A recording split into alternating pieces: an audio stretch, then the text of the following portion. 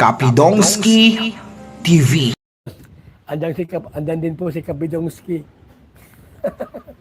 Kaya taga ano si Kapidongski, taga Padada yan eh. Nabudunsor, Kapidongski. Congrats Edrica! Umamin na nga ang Edrica sa tunay na naramdaman sa isa't isa. Grabe ang daming nagdiwang sa part 23 ng Edrica. Sa wakas sa mga fans ng Edrica, kayo ang nagwagi. Super kilig na kilig ang part 23 dahil booking na ang Edrica sa kanilang mga nararamdaman sa isa't isa.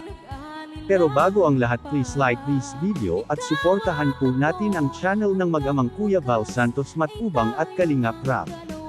Like, share, subscribe and higit sa lahat no skip ads po tayo sa mga video ng mag-amang ito. Kahit sa ganitong paraan makatulong tayo sa adlikain ng mag-amang Kuya Val Santos Matubang at Kalingap Rab.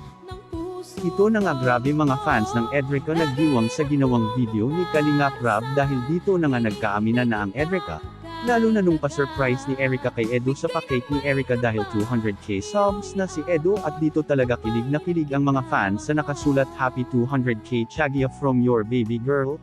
Ano nga ba ang Chagia? Chagia it means honey or baby. Perhaps the most popular of the Korean terms of love between couples, it means honey, darling, or baby, which you'll often hear among couples in K-dramas. You can also just shorten it to Jagi. Use this term along with Korean love phrases. Grabe, kahit sa tawagan ng Edrica napaka-formal talaga, kaya ang daming kinilig at napa-search sa Google kung ano nga ba ang ibig sabihin ng Chagia. Ay grabe, level up na talaga ang Edrica, ang dami na namang nitong tumaas ang kilay dahil sa tawagan ng Edrica.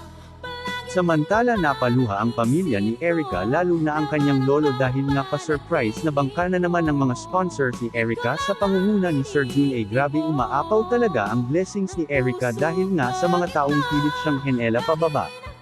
At ito lang ang masasabi ko sa'yo, Erica, panatilihing ang kamay at noo nakatingala sa langit, basta ang paa iiwan sa lupa. Basta magdasal lang palagi sa Panginoon kung ano man ang binigay sa'yo ngayon ni Lord. Stay humble, kind and super genuine na tao. At sa bago ko tapusin itong aking munting video, support my channel Kapidongski TV. Hanggang dito na lang muli ang inyong lingkod, ang Bisayang taga Davao na may kasabihang ang Ginoo nagauban ka natong tanan. I love you all.